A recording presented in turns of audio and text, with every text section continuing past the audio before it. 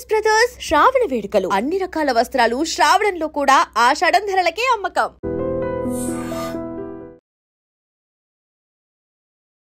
అక్రమ సంబంధానికి ముగ్గురు బలైపోయారు. అవును, ఆమె వద్దు అన్నందుకు అతడు పగబట్టాడు. ఆమెపై కక్ష సాధింపు చర్య తీసుకోవాలి అనుకున్నాడు. తగాదా పడ్డాడు. ఆ తగాదాలో కాస్త ఆమె తలపై బలంగా కొట్టి చంపేయాలి అనుకున్నాడు. మరి ఇద్దరు పసిపిల్లలు ఏం చేశారు? పిల్లలు అనే కనీసం కనికరం కూడా లేకుండా, నేను ఒక మనిషినే అనే ఆలోచన లేకుండా విచక్షణ కోల్పోయాడు. క్రూరంగా ప్రవర్తించాడు. తల్లితో పాటు ఇద్దరు పిల్లల్ని అతి దారుణంగా బలమైన రాడ్డుతో కొట్టి, ఒక పెద్ద పాపనైతే 8 ఏళ్ల పాపని మెడ విరిచేశాడు. 6 ఏళ్ల పాపని గుండెలపై కాళ్ళతో బలంగా తొక్కి చంపేశాడు. ఇవన్నీ కూడా పోస్ట్ మార్టం రిపోర్ట్లో వెలుగు చూసిన విస్తుపోయే నిజాలు. వినడానికే భయమేస్తోంది కదా. కానీ ఆ రోజు రాత్రి ఇంత జరిగింది అంటే ఎవరు నమ్మలేకపోతున్నారు. కాకినాడ సామర్లకోటలో సీతారామ కాలనీలో ఒక్కసారిగా తీవ్ర భయభ్రాంతలకు గురి చేసినటువంటి ట్రిపుల్ మర్డర్ కేసు ఇది. ఈ కేసు అనేక రకాలుగా మిస్టరీ. ఎందుకంటే వచ్చినవాడు ఎవడు? ఆ తండ్రి తన భార్య కోసం, ఇద్దరు పిల్లల కోసం రోధిస్తున్న తీరు చూస్తుంటే చాలా బాధేసింది. ప్రతి ఒక్కరూ ఉలిక్కిపడ్డారు. అసలు మా ఊరికి ఏమైంది అంటూ మహిళలంతా ఏకంగా ముక్త కంఠంతో కన్నీళ్లు పెట్టుకుంటూ వచ్చినవాడు ఎవడో కానీ ముగ్గురిని పొట్టన పెట్టుకున్నాడు. తల్లితో పాటు ఇద్దరు పిల్లని అత్యంత దారుణంగా క్రూరంగా కొట్టి చంపినవాడు ఎవడైనా కూడా పోలీసులు మీరు శిక్షించే ముందు మాకు అప్పచెప్పండి, వాడికి సరైన శిక్ష ఏంటో మేము చూపిస్తామంటూ మహిళలు ఆగ్రహావేశాలతో ఊగిపోయారు. కట్ చేస్తే మిస్టరీ వీడింది. మాధురితో వివాహేతర సంబంధం కొనసాగించిన సురేష్ అనే వ్యక్తి అర్ధరాత్రి సమయంలో ఈ 3 హత్యలు చేసి పారిపోయినట్టుగా తెలిసింది. అయితే ఈ 3 హత్యలు చేసిన తర్వాత మాధురి సెల్ ఫోన్ను కూడా తీసుకెళ్లిపోయాడు సురేష్. టెక్నికల్ ఎవిడెన్సే ఇక్కడ కీలకంగా మారింది. మిస్టరీ వీడాలంటే ఏదో వెనుక దాగుంది బలమైన కారణమని పోలీసులు బృందాలుగా ఏర్పడి ఈ కేసును ఛేదించే పనిలో పడ్డారు. ఒక్క రోజులోనే కేసు ఒక కొలిక్కి వచ్చేసింది. అయితే ఈ దురాగతానికి, ఈ దారుణానికి, ఈ ట్రిపుల్ మర్డర్స్కి కారణం ఒక వ్యక్తి అని తెలుసుకున్నారు. అది కూడా ఇందులో మృతి చెందినటువంటి ములపర్తి మాధురి తనతో పాటు కొన్ని సంవత్సరాల నుంచి వివాహేతర సంబంధం కొనసాగిస్తున్నటువంటి సురేష్ ఈ దారుణానికి పాల్పడ్డాడు అనే విషయాన్ని తెలుసుకున్నారు. అది ఎలా అంటే, పోలీసులు సెల్ ఫోన్ సిగ్నల్స్ని ట్రేస్ చేయటం వల్ల దాని ఆధారంగా పశ్చిమ గోదావరి జిల్లా పాలకొల్లులో సురేష్ ఉన్నట్టు గుర్తించారు. సో దీంతో ఈ మిస్టరీ కాస్త వీడింది. కానీ ఇక్కడ మనం చెప్పుకోవాల్సింది, అసలు మనిషేనా వీడు? ఎలా శిక్షిస్తే వీడు చేసిన ఈ 3 హత్యలకి, వీడు చేసిన ఈ పాపానికి తగిన శిక్ష అవుతుంది? మాటలు కూడా రావటం లేదు కదా. ఇప్పటి వరకు మనం ఈ పగతో జరిగినటువంటి కక్ష సాధింపు హత్యలు చూసాం, రౌడీ షీటర్లు బరి తెగింపుతో చేసిన హత్యలు చూసాం, లేదంటే ఆస్తి తగాదాల వల్ల జరిగిన హత్యలు చూసాం. అది ఒకరు ఇద్దరు. కానీ ఇందులో అక్రమ సంబంధాలు, వివాహేతర సంబంధాల వల్ల కుటుంబ వ్యవస్థ పూర్తిగా నాశనమైపోతుంది. కుటుంబమే ప్రాణాలు కోల్పోవలసినటువంటి పరిస్థితులు ఏర్పడుతున్నాయి. ఎంత బాధాకరమైన విషయం అంటే, ఒక్కసారిగా రాష్ట్ర వ్యాప్తంగా సంచలనం సృష్టించినటువంటి ట్రిపుల్ మర్డర్ కేసు వెనుక ఇంకేదో బలమైన కారణం ఉందా అనే కోణంలో ప్రతి ఒక్కరి విశ్లేషణ, పోలీసుల ఇన్వెస్టిగేషన్, డాగ్ స్క్వాడ్స్ మొత్తం ఇంటిని చుట్టుముట్టేశాయి. వచ్చినవాడు, ఈ హత్యలు చేసినవాడు ఇంటికి ఎదురుగుంటా వచ్చే రైట్ వేలో కాదు, రాంగ్ రూట్లో వచ్చాడని పోలీస్ డాగ్స్ కూడా గుర్తించినటువంటి ఆనవాళ్ళ ఆధారంగా అర్థమైంది. వచ్చింది బాగా తెలిసిన వాడే, ఇదంతా చేసింది కావాలనే అని. అది కూడా ఆమె ఈ సురేష్ అనే వ్యక్తితో వివాహేతర సంబంధం కొనసాగిస్తున్న విషయం స్థానికులకు తెలిసింది. ఐడియా వచ్చింది అందరికీ. ఎందుకంటే భర్త డ్యూటీకి వెళ్ళిన సమయంలో ఎవరో వచ్చిపోతున్నారు అనే విషయం ఆ నోట ఈ నోట కాస్త స్ప్రెడ్ అయింది.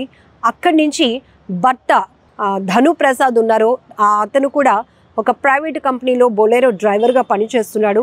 అంటే డ్రైవింగ్ జాబ్ అనేటప్పటికి మనకు తెలుసు, ఒక ప్రాపర్ టైమింగ్ ఉండదు. నైట్ కావాలంటే నైట్ వెళ్ళాల్సి వస్తుంది, డే టైం కావాలంటే డే టైం వెళ్ళాల్సి వస్తుంది. ఇలా ఈ వచ్చిపోయేటటువంటి సురేష్కి ఈ మాధురి భర్త టైమింగ్స్ అంతా కూడా బాగా పసిగట్టేశాడు.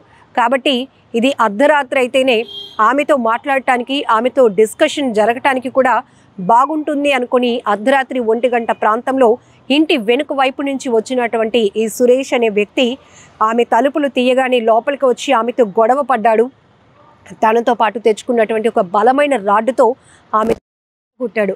ఆ తల్లి అరుపులు కేకలకి పడుకున్నటువంటి 2 పిల్లలు, 8 సంవత్సరాల నిసి, 6 సంవత్సరాల ప్రైజీ, 2 పాపలు కూడా లేచిపోయారు. లేచిన వెంటనే వాళ్ళని కూడా అత్యంత కిరాతకంగా ఒకరిని మెడ విరిచేసి, ఒకరిని గుండెలపై తొక్కేసి, ఆ ఎముకలు ఇరిగిపోయేటట్టు బలమైన గాయం చేసి చంపేశాడు. అంటే నరరూప రాక్షసుడిలాగానే వీడిని మనం ట్రీట్ చేయాలి. ఎందుకంటే మనిషి అని అనిపించుకునేటప్పుడు ఖచ్చితంగా ఏదో ఒక చోట మానవత విలువలు ఉంటాయి, మంచి ఆలోచన ఉంటుంది. అట్లీస్ట్ పిల్లలు అనే ఒక జాలి, దయ, ఆ కోణంలోనైనా ఆమె పైన పగ తీర్చుకునేవాడు ఆ పిల్లలైనా విడిచిపెడతాడు. కానీ అక్కడ ఆమెతో పాటు 2 పిల్లల్ని కూడా అత్యంత పాశవికంగా హత్య చేసేసి అక్కడి నుంచి సెల్ ఫోన్లు కూడా పట్టుకొని పారిపోయాడు. అంటే వీడిని ఏమనాలో కూడా అర్థం కావటం లేదు.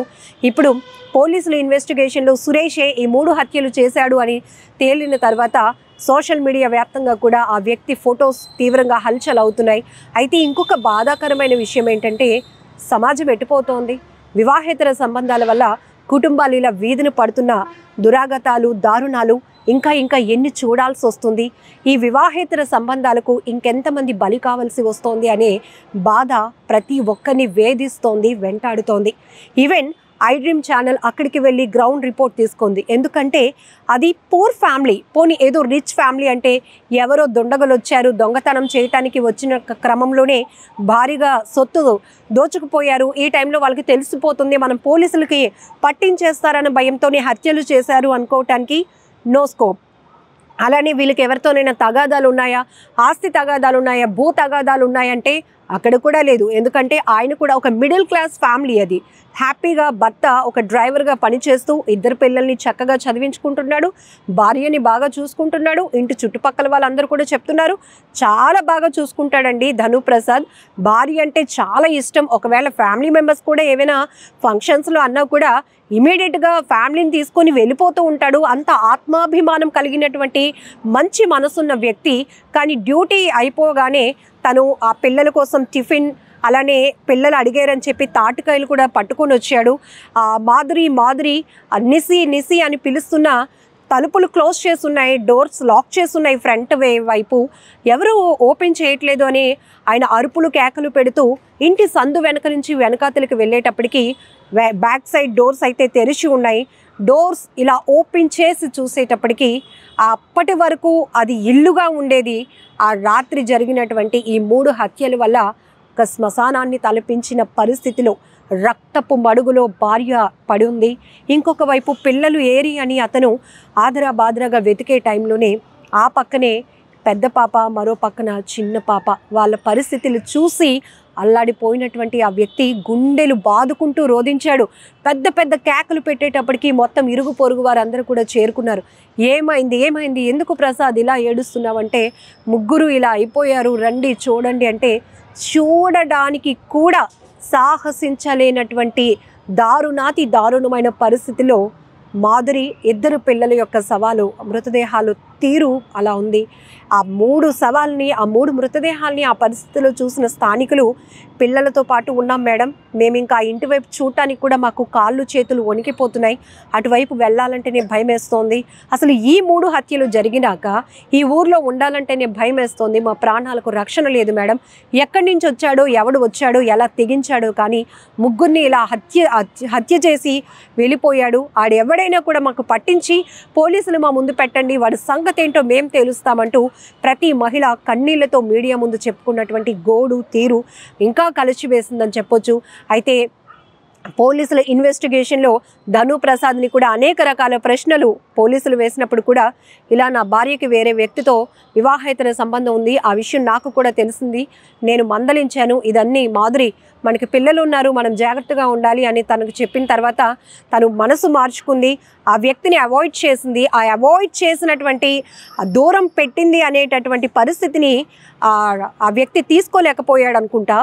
ఈ సురేష్ కక్షగట్టాడు. ఎలాగైనా మాధురి పైన బలవంతంగా ఆ రిలేషన్ కంటిన్యూ చేయించాలి అనే ఆలోచనతో అర్ధరాత్రి టైంలో అక్కడికి వెళ్ళినటువంటి ఆ వ్యక్తి బలమైన రాడ్డుతో ఆమె పైన తలపైన కొట్టి చంపేశాడు. అక్కడున్న నిద్రిస్తున్న పిల్లల్ని కూడా అత్యంత దారుణంగా కొట్టి చంపేసి హత్యలు చేసి 3 హత్యలు, 1 కాదు 2 కాదు 3 హత్యలు చేసి అక్కడి నుంచి ఎవరికి దొరకకూడదు, ఏ ఆధారాలు ఉండకూడదనే ఉద్దేశంతో అతని సెల్ ఫోన్తో పాటు ఆమె సెల్ ఫోన్ను కూడా తీసుకుని ఇక్కడి నుంచి దూరంగా వెళ్ళిపోవాలి, పోలీసులకి అంతు చిక్కకుండా వెళ్ళిపోవాలి అనుకున్నాడు. కానీ టెక్నికల్ ఎవిడెన్స్ ఆధారాలుగా ఇక్కడ పోలీసుల ఇన్వెస్టిగేషన్ గంటల వ్యవధిలోనే ఆ వ్యక్తిని కనిపెట్టేసింది. అక్రమ సంబంధమే ఈ 3 హత్యలకు కారణమని తేల్చేసింది. కానీ చాలా బాధాకరమైన విషయం. సో ఇలాంటి హత్యలు చాలా చోట్ల జరుగుతున్నాయి. మధ్యప్రదేశ్లో కూడా ఒక ఘటన, భర్త మందలిస్తే నీపై తిరిగి వరకట్నం కేసు పెడతానని చెప్పి భర్తను ఆమె బెదిరించడం వల్ల 70 సంవత్సరాల తల్లితో పాటు 18, 16 సంవత్సరాల అమ్మాయి, అబ్బాయి మొత్తం కొడుకు, కూతురు, అతను కూడా ఆత్మహత్యకు పాల్పడినటువంటి ఘటన. ప్రాంతం ఏదైనా కావచ్చు, మనకి ఒక మంచి కల్చర్ ఉంది, ఒక మంచి సంస్కృతి ఉంది. ఎందుకంటే వివాహ వ్యవస్థ అనేది చాలా బలమైనది. ప్రతి మనిషి జీవితంలో చాలా ఇద్దరు మనుషులను కూడా చాలా స్ట్రాంగ్గా నడిపించేది వైవాహిక జీవితమే అని మనకి ఆ 3 ముళ్ళు వేసే టైంలోనే చాలా బలంగా చెప్తూ ఉంటారు. అందుకే శాస్త్రోక్తంగా ఏ తెగవారు కావచ్చు, ఏ క్యాస్ట్ అవ్వచ్చు, లేకపోతే ఏ కులం వారు కావచ్చు, ఏ రీతిలో మ్యారేజ్లు జరిగినా కూడా, పెళ్ళిళ్ళు జరిగినా కూడా అన్నిటి థీమ్ కూడా ఒకటే, ఆఖరికి భార్యకు భర్త, భర్తకు భార్య అనేది. కానీ ఇప్పుడు ట్రెండ్ మారిందో ఏమో తెలియదు, మహిళల ఆలోచన మారుతుందో మగవారి ఆలోచన మారుతుందో తెలియదు, కానీ 3rd పర్సన్ ఎంట్రీతో మొత్తం కుటుంబ వ్యవస్థ అంతా కూడా చిన్నాభిన్నమైపోతుంది. కుటుంబాలు రోడ్డును పడుతున్నాయి, కుటుంబంలో హత్యలు జరుగుతున్నాయి, ఆత్మహత్యలకు పాల్పడుతున్నారు, ఇలా ఆఖరికి జైలు పాలవుతున్నారు. ప్రయోజనం ఏముంది? అసలు ఎవరు ఏం సాధించినట్టు? ఇక్కడ అనవసరంగా ఒక వ్యక్తి చేసినటువంటి దురాగతానికి, దారుణానికి 3 బలైపోయారు. ఆ వ్యక్తి ఇప్పుడు జైలు పాలయ్యాడు. ఇక్కడ ఇంకొక విషయం ఏంటంటే, ఈ వ్యక్తికి కూడా పెళ్ళైంది, 2 అబ్బాయిలు ఉన్నారట. మరి ఈ వ్యక్తి ఈ మాధురి కోసం ఆలోచించినటువంటి ఆలోచన కావచ్చు, టైం ఎఫర్ట్స్ కూడా ఆ ఫ్యామిలీలో నా భార్య ఏమైపోతుంది, నేను ఇలాంటి దారుణానికి ఒడిగడితే, నేను ఇంకొకరు ప్రాణాలు తీసేస్తే నా కుటుంబం ఏమైపోతుంది, నా పిల్లలు ఏమైపోతారు, వాళ్ళ పరిస్థితి ఏంటి అని ఒక్కసారైనా ఆలోచించాడా? పోనీ ఇలాంటి ఘటనలు చాలా జరుగుతున్నప్పుడు జైలు పాలవటమే ఫైనల్గా జరుగుతున్న శిక్ష. ఇది కూడా తెలిసి ఏం సాధించాలని ఈ హత్యలకు తెగబడుతున్నారో కూడా అర్థం కావట్లేదు. కేవలం క్షణికావేశం, పగ పెంచేసుకుంటున్నారు. అసలు రైట్ వేలో పాజిటివ్ మైండ్తో ఆలోచించేటటువంటి ఆలోచన దృక్పథం మారిపోతుంది. ప్రతి ఒక్కరు క్రూరమైన ఆలోచన, అది సినిమాల ప్రభావమా, వెబ్ సిరీస్ ప్రభావమా, లేకపోతే గూగుల్ సెర్చ్ కొడితే ఎలా హత్యలు చేయాలి, ఎలా పోలీసుల నుంచి తప్పించుకోవచ్చు, ఎలాంటి వెపన్స్ హత్యలు మర్డర్స్కి వాడడానికి ఉపయోగించాలి, అవి కూడా ఆన్లైన్లో ఆర్డర్ పెట్టుకొని కొన్ని హత్యలు చేస్తున్నారంటే మీ అందరికి ఒక నమస్కారం. కానీ ఇవి మాత్రం ఖచ్చితంగా ఆగాల్సిందే. ఆగకపోతే పిల్లలు బలైపోతున్నారు. మరీ ముఖ్యంగా ఇక్కడ చాలా చాలా బాధపడాల్సినటువంటి విషయం ఏంటంటే, అందరూ కూడా చలించిపోతున్నటువంటి విషయం ఏంటంటే, ఈ కాకినాడ సామర్లకోటలో సీతారామ కాలనీలో జరిగిన ట్రిపుల్ మర్డర్లో 2 పసి పిల్లలు, 2 పిల్లలు, ఏమీ సంబంధం లేనటువంటి పిల్లలు బలైపోయారు. ఇదే చాలా బాధ పెడుతున్నటువంటి, మనసును పిండేస్తోంది, గుండెల్ని నలిపేస్తున్నటువంటి ఘటన. ఇది ఎక్కడో జరిగింది అని మనకెందుకులే అని ఆలోచించకండి. సొసైటీలో జరిగింది. ఈ సొసైటీలో హత్యలు చేసిన వాళ్ళు ఉంటున్నారు, నేర ప్రవృత్తి కలిగిన వాళ్ళు ఉన్నారు, నేరాలు ఎలా చేయాలి, ఎలా మనుషుల్ని తప్పించేసేయాలి అనే ఆలోచన కలిగిన వాళ్ళు ఉన్నారు, మంచిగా అందరూ కావాలి అనే ఆలోచనతో ఉన్నవారు ఉన్నారు, ఇలా అమాయకంగా బలైపోయే పసిపిల్లలు ఉన్నారు. కాబట్టి సొసైటీలో జరుగుతున్న ఇలాంటి హత్యలపై కూడా పెద్ద ఎత్తున ఫోకస్ పెట్టాలి పోలీసులు. ఎందుకంటే ఇవి ఆగాలి అంటే ఇలాంటి వెధవలకి, ఇలాంటి నరరూప రాక్షసులకి శిక్షలు కూడా ఎంత కఠినంగా అమలవుతున్నాయో అనేది కూడా బహిర్గతం కావాల్సిన పరిస్థితి ఉంది. ఎందుకంటే అప్పుడే ఒకరి నుంచి ఇంకొకరైనా, అమ్మో ఈ క్షణికావేశంలో నేను ఈ తప్పు చేస్తే, ఈ కోపంతో నేను ఒకరిని హత్య చేస్తే నా జీవితం ఏమైపోతుంది, నా కుటుంబం ఏమైపోతుంది అని తెలియాలి అంటే వీళ్లకు పడుతున్న శిక్షలపై కూడా అంతే ఓపెన్గా పోలీస్ వ్యవస్థ కానీ ప్రభుత్వాలు కూడా ఆ శిక్షలను కూడా బహిర్గతం చేయాల్సినటువంటి అవసరం చాలానే ఉంది. అలాగే మనుషుల్లో ఆలోచనలో కూడా మంచి మార్పు రావాలని మనం కూడా మనస్ఫూర్తిగా కోరుకుందాం. నిజంగా ప్రస్తుతం ఉన్నటువంటి సమాజం దేనికి ప్రయారిటీ ఇస్తుంది? ఆర్థిక సంబంధాల చుట్టూ మాత్రమే తిరుగుతుంది. మళ్ళీ ఎన్నికలంగానే చాలా విరక్తి కలుగుతాను. మంచి అనిపిస్తుంది కదా, లేడీస్ కూడా ఛాలెంజింగ్ జాబ్స్ చేసినప్పుడు చాలా బాగుంటది. ట్రాఫిక్ అసిస్టెంట్స్ గా నియమించిన ట్రాన్స్జెండర్స్ అందరితో సాల్యూట్ చేయించుకుంటున్నారు. ఫుడ్ డెలివరీ ఇవ్వటానికి వెళ్ళినటువంటి డెలివరీ బాయ్ అనిల్ పై కళ్ళ ముందు